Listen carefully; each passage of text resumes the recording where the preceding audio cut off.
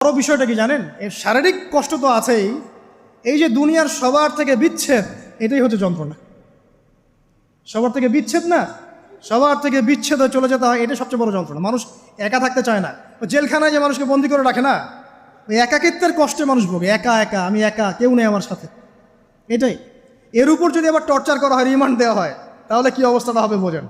এই হলো কবর, এই হলো কবর। একটা ঘটনা বলে শেষ করে দেই, যে একজন ব্যক্তি মারা গেছেন, আর মুসা আলাইহিস সালামের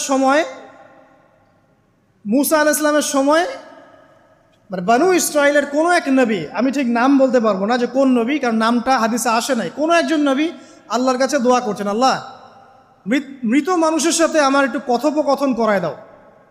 আমি জাস্ট একটু কথাবার্তা বলতে চাই যে মৃত মানুষটা কেমন আছে বা তাদের অবস্থাটা কি, আমি জানতে চাই। তো আল্লাহ পাক সেই ব্যবস্থা করে দিলেন।